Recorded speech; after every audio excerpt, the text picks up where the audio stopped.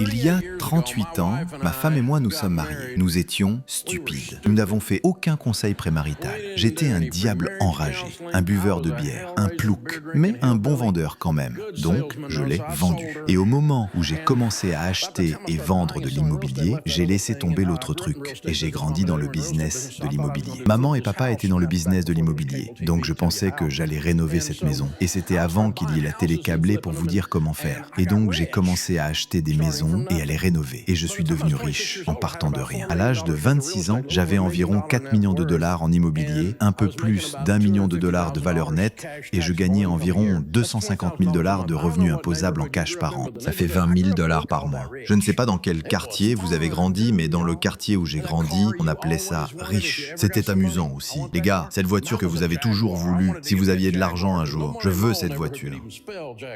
La mienne, c'était une Jaguar. Je voulais m'acheter une Jaguar parce que dans mon ancien quartier, personne n'avait assez d'argent pour même épeler Jaguar. C'était exotique, vous savez. Donc je m'en suis acheté une Jaguar. Mec, en 90 jours peut-être, j'étais une Jaguar. Je m'amusais, Sharon. Nous n'avions jamais vraiment voyagé beaucoup, un peu. Je veux dire, nous sommes allés en Floride pour notre lune de miel. C'était à peu près tout. Et nous avons commencé à avoir de l'argent et nous nous sommes dit, eh bien, qu'est-ce que font les riches? Et j'ai découvert qu'ils allaient à Hawaï. Donc nous sommes allés à Hawaï, des ploucs à Hawaï, les gars. Waouh! Cette eau est si bleue. C'était incroyable. Nous avons adoré ça aussi, mec. C'était génial. Nous avons tellement aimé ça. Nous sommes rentrés et avons planifié un autre voyage. Et 2 mois plus tard, nous y sommes retournés. C'était amusant et nous avons acheté à Sharon des trucs qui brillent. Et ils n'étaient pas assez gros, donc nous en avons acheté d'autres. C'était amusant. Les gars, parfois j'entends ces gens dire que tous ces riches sont malheureux. Maintenant, je ne suis pas ici pour vous dire que l'argent vous rendra heureux, parce que l'argent ne vous rendra pas heureux. L'argent vous rendra plus de ce que vous êtes déjà. Si vous êtes malheureux et que vous obtenez de l'argent, vous serez incroyablement malheureux. Si vous êtes déprimé et que vous obtenez de l'argent, votre dépression s'assombrira. Si vous êtes un idiot et que vous obtenez de l'argent, vous devenez un gros idiot. Si vous êtes gentil et généreux et que vous aimez donner et que vous obtenez de l'argent, vous devenez ce qu'on appelle un philanthrope et vous changez des communautés entières, des secteurs entiers de personnes. Vous devenez plus de ce que vous êtes déjà. Quand vous obtenez de l'argent, ça ne répare pas votre mariage. Si vous avez un mauvais mariage, ça le rendra pire. Et la folie qui est dans votre famille. Donc, nous roulions bien. Tout allait plutôt bien et seulement j'avais fait des trucs stupides, rien d'illégal. Je n'ai trompé personne, je n'ai pas menti, je n'ai pas commis de fraude. Je n'ai rien fait de tel, mais j'étais juste stupide. Combien d'entre vous ont déjà fait quelque chose de stupide avec l'argent? Combien d'entre vous n'ont pas levé la main, ont un problème avec le mensonge? J'ai emprunté trop d'argent et nous en faisions beaucoup sur des billets à 90 jours parce que nous rénovions ces maisons et notre banque, notre plus grande banque, a été vendue à une autre banque hors de l'État. Et le gars regarde et dit, il y a un gamin de 26 ans qui nous doit 1,2 million sur des billets à 90 jours. Limitons cette relation, ce qui est le langage des banquiers pour ruiner sa vie. Et nous n'étions en retard sur aucun billet, mais ils ont appelé tous nos billets parce que selon les papiers que j'ai signés, ils avaient le droit de le faire s'ils le voulaient, et ils l'ont voulu. J'étais un idiot de signer ces papiers qui permettaient ça sans jamais imaginer que quelqu'un ferait ça. Notre deuxième plus grand prêteur a entendu que nous étions en difficulté et a appelé un autre 800 000. Donc nous avions 2 millions dus presque immédiatement et tout était bloqué dans l'immobilier. Nous avons passé les 2 ans et demi suivants de notre vie à perdre tout ce que nous possédions. Une année, j'ai gagné 250 000 dollars. L'année suivante, mon revenu imposable était de 6 000 dollars. J'ai passé toute l'année à vendre des trucs pour payer mes factures parce qu'on m'a dit que tu es censé payer tes factures si tu dis que tu vas le faire. 2 ans et demi plus tard, nous étions au fond. Notre mariage tenait à un fil Parce que la cause numéro 1 de divorce en Amérique du Nord aujourd'hui est les disputes d'argent et les problèmes d'argent. Nous n'avons pas divorcé, Sharon a dit. J'aurais parti, mais je n'avais pas de voiture, avec un tout nouveau bébé et un bambin et notre mariage qui tenait à peine. Et mes espoirs et rêves écrasés. Nous étions en faillite. Je me souviens d'être sous la douche, avec l'eau si chaude que je pouvais à peine la supporter. Et je restais là avec la douche sur le visage et je pleurais parce que j'avais si peur. Ça a pris du temps. Instantanément, les choses ne guérissent pas instantanément, n'est-ce pas? Ça prend un peu de temps. Donc, nous n'avons pas rebondi instantanément. Quand tu tombes si fort, c'est plus un éclatement. Et donc, nous commençons à gérer l'argent de cette façon. Nous commençons à faire ces 5 choses que je vais vous enseigner ce matin. Si vous faites ces 5 choses, 100% du temps, elles fonctionnent parce qu'elles viennent de Dieu. Je ne les ai pas inventées. Je les ai toutes volées de la Bible et de votre grand-mère. Elles s'appellent le bon sens. Je les ai juste vendues mieux que quiconque dans l'histoire de l'Amérique. C'est tout. Numéro 1. Mettez-vous à un budget. Jésus a dit, ne construisez pas une tour sans d'abord compter le coût. Sinon, vous arrivez à mi-chemin et vous êtes incapable de finir. Et tous ceux qui vous voient commencent à se moquer de vous et disent « Cet homme a commencé à construire et n'a pas pu finir ». Mon ami John Maxwell dit qu'un budget, c'est les gens qui disent à leur argent quoi faire au lieu de se demander où il est parti. Mon ami Zig Ziglar disait « Si vous visez rien, vous le toucherez à chaque fois ». Il s'avère que gagner à quelque chose est un acte intentionnel. Personne ne gagne accidentellement. Je n'ai jamais interviewé un joueur de football après la fin du Super Bowl qui dit « Comment as-tu fait ça? Comment as-tu gagné le Super Bowl ?» Je ne sais pas. Je suis juste descendu du bus et ça s'est passé. Gagner est un acte intentionnel. Si vous voulez un grand mariage, vous allez y travailler. Si vous voulez de grands enfants, vous allez y travailler. Comment tes enfants ont-ils tourné? Le soin de leur mère, la peur de leur père. Nous savons que nous avions un plan. Tous les garçons du groupe de jeunes ont peur de toi. Super, génial. Ça éloigne les mauviettes et les idiots. Nous ne voulons pas ça comme genre. C'est juste un plan. Vous ne gagnez pas avec l'argent accidentellement. Vous n'allez pas gagner à la loterie. Vous ne le ferez pas. Ce n'est pas un coup de foudre aléatoire. C'est une série de « j'ai planté du maïs et du maïs a poussé ». Waouh! Comme vous semez, vous récolterez. Je ne plante rien. Rien ne pousse. La même pluie tombe. Le même soleil brille. Mais rien ne pousse. Si vous gérez l'argent pour une entreprise appelée Vous Incorporated et que vous gérez l'argent pour Vous Incorporated comme vous gérez l'argent pour vous maintenant, est-ce que vous vous vireriez? Ne répondez pas. La deuxième chose est de sortir des dettes. L'emprunteur est esclave du prêteur. 100% des mentions de la dette dans les Écritures sont négatives. Il n'y a pas de bonne dette dans les Écritures. Quand vous lisez, 100% des messages disent que c'est une malédiction. Vous êtes un fou. Vous êtes un esclave. 100% des messages dans les Écritures. Bibliquement parlant, la dette est stupide. Et donc ce qui se passe, c'est que nous allons à l'école et nous prenons un petit prêt étudiant, fort Aladier et Salimé dans notre vie, et ensuite nous prenons une Mastercard. L'emprunteur est esclave du prêteur, donc nous devrions prendre une Mastercard. Et ensuite, nous allons acheter une voiture que nous ne pouvons pas nous permettre. Nous savons que nous ne pouvons pas nous permettre parce que nous avons des paiements dessus. Et ensuite, nous allons acheter une maison que nous ne pouvons pas nous permettre.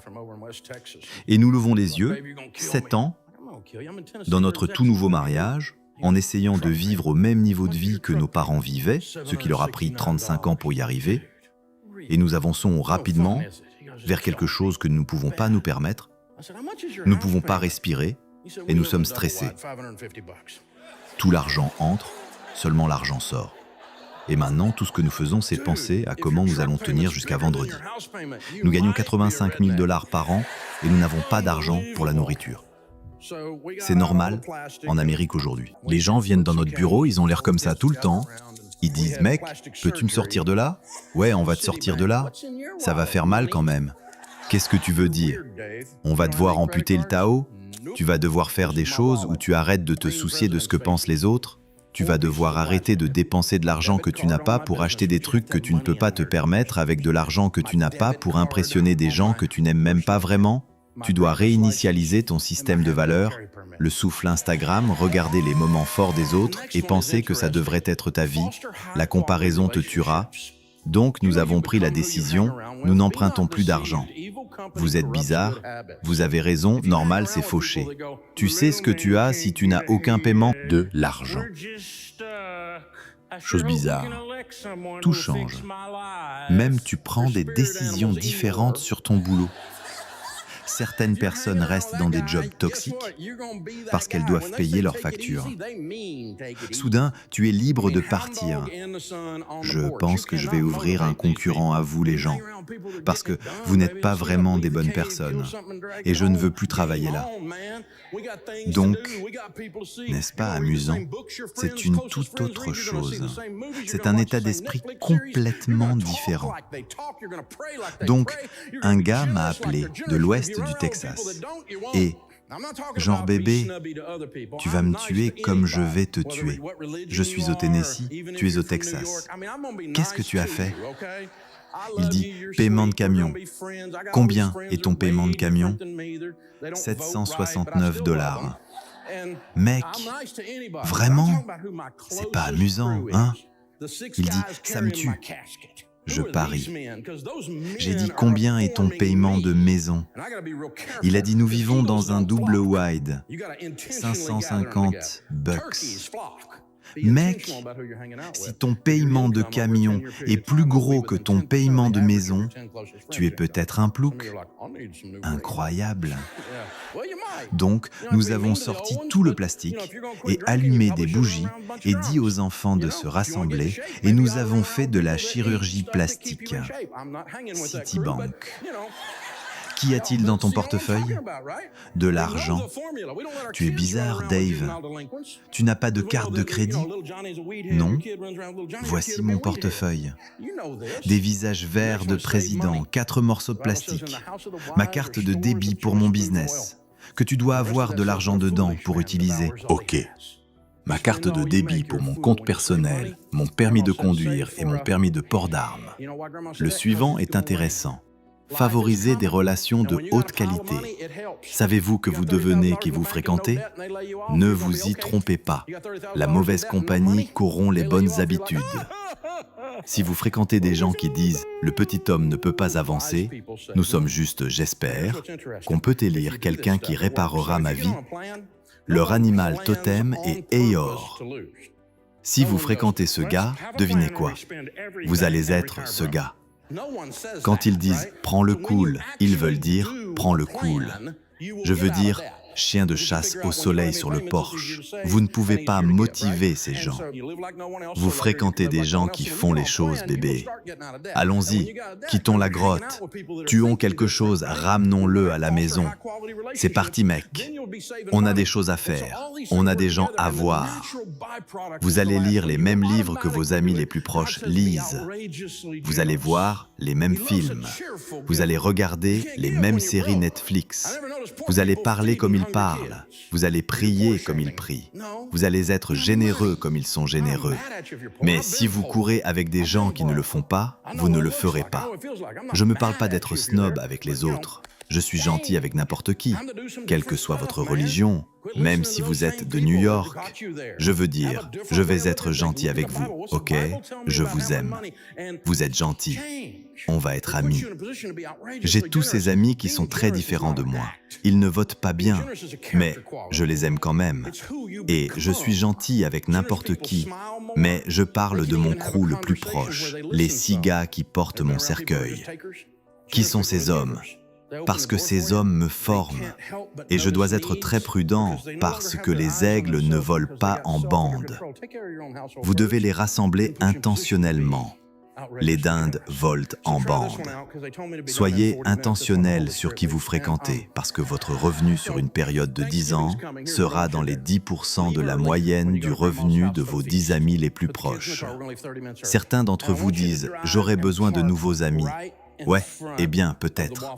Vous n'avez pas à être méchant avec les anciens. Mais vous savez, si vous allez arrêter de boire, vous ne devriez probablement pas fréquenter un tas d'ivres. Vous savez, si vous voulez vous mettre en forme, peut-être que vous devriez fréquenter des gens qui mangent des trucs qui vous gardent en forme. Je ne fréquente pas ce crew, mais vous savez. Ouais, mais vous savez de quoi je parle, pas vrai? Nous connaissons la formule. Nous ne laissons pas nos enfants fréquenter des délinquants juvéniles parce que nous savons que le petit Johnny est un fumeur d'herbe. Ton enfant fréquente le petit Johnny, ton enfant sera un fumeur d'herbe. Tu le sais. Le suivant est économiser de l'argent. La Bible dit, dans la maison du sage, il y a des réserves de nourriture et d'huile choisies. Et le reste dit, mais un homme insensé dévore tout ce qu'il a. Si vous dépensez tout ce que vous gagnez, vous êtes un insensé quand vous économisez de l'argent. Grand-ma disait « économise pour un jour de pluie ».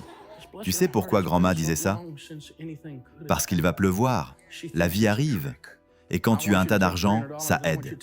Tu as 30 000 $ à la banque et pas de dette, et il te licencie, tu vas bien. Tu as 30 000 $ de dette et pas d'argent, il te licencie, tu es comme les sages, économise de l'argent. Maintenant, voici ce qui est intéressant. Si vous faites ce truc, ça marche. Donc si vous vous mettez à un plan, personne ne planifie exprès de perdre.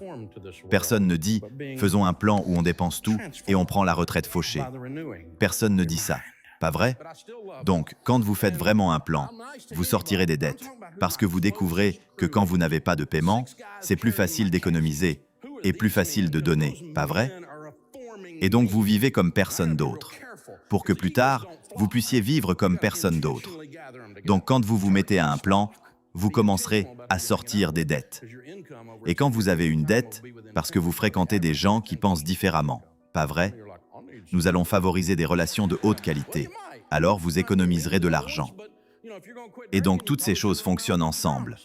Et le sous-produit naturel est le dernier, quand vous le ferez automatiquement. Dieu dit, soyez outrageusement généreux. Il aime un donneur joyeux. Vous ne pouvez pas donner quand vous êtes fauché. Je n'ai jamais remarqué des pauvres nourrir des enfants affamés où tu fais de la honte aux pauvres. Non, tu n'as pas d'argent. Pas que je sois en colère contre toi, si tu es pauvre. J'ai été pauvre, j'ai été fauché. Je sais à quoi ça ressemble. Je sais ce que ça fait. Je ne suis pas en colère contre toi si tu es là. Mais tu sais, change. Je vais faire des trucs différents, mec. Arrête d'écouter les mêmes gens qui t'ont mis là. Aie une façon différente de voir les choses. Regarde la Bible. Qu'est-ce que la Bible me dit sur la gestion de l'argent et change? Ils te mettent en position d'être outrageusement généreux. Être généreux n'est pas un acte. Être généreux est une qualité de caractère. C'est qui tu deviens. Les gens généreux sourient plus. Ils peuvent même avoir une conversation où ils écoutent un peu. Vous avez été autour de gens qui sont juste des preneurs. Les gens généreux sont les donneurs. Ils t'ouvrent la porte. Ils ne peuvent s'empêcher de remarquer les besoins parce qu'ils n'ont plus les yeux sur eux-mêmes, parce qu'ils ont le soi sous contrôle. Prends soin de ton propre ménage d'abord, puis mets-toi en position d'être outrageusement généreux. Donc, essayez ça parce qu'ils m'ont dit de finir en 40 minutes. C'est quand le Saint-Esprit part. Et donc Thanksgiving arrive. Voici ce que je veux que vous fassiez. Partez tôt quand vous allez chez Grand-ma pour le festin. Mettez les enfants dans la voiture. On va partir 30 minutes tôt. Et je veux que vous conduisiez et gariez juste devant le Waffle House sur le chemin de chez Grand-ma. Je veux que vous laissiez les enfants dans la voiture. Laissez votre conjoint dans la voiture. Laissez la voiture tourner. Il pourrait faire froid, je ne sais pas. Dites-leur juste. Asseyez-vous là, les enfants. Rangez les écrans. Regardez. Je veux que vous alliez dedans. Je veux que vous vous asseyez au comptoir. Je veux que vous preniez une tasse de café. Et elle viendra et versera votre tasse de café. Quand elle le fait, je veux que vous regardiez dans ses yeux. Ils raconteront une histoire. La Bible dit que les yeux sont les fenêtres de l'âme. Et elle verse ce café. Joyeux Thanksgiving. Sortez 3 de ces billets de $100. Je veux que vous les laissiez sous la soucoupe. Glissez dehors. Allez vous asseoir avec les enfants. Eh les gars, regardez Dieu se montrer. Laissez-moi vous dire ce qu'elle fera. Elle va les ramasser. Vous savez qui travaille au Waffle House? Quelqu'un qui a besoin d'un job. Vous savez qui travaille au Waffle House le jour de Thanksgiving? Quelqu'un qui a besoin d'un job. Papa. Ça, là, c'est ce qui change la vie, bébé. Elle va ramasser ça et elle va faire ça. Bénie soit-elle. Ça fait si longtemps que rien de bon n'est arrivé. Elle pense que c'est une blague. Je veux que vous preniez $300 et que vous emmeniez votre... Mesdames et messieurs, vous avez l'opportunité d'impacter des choses quand vous n'êtes plus fauché parce que vous avez décidé de suivre la transformation spirituelle, de ne pas vous conformer à ce monde, mais d'être transformé par le renouvellement de votre esprit.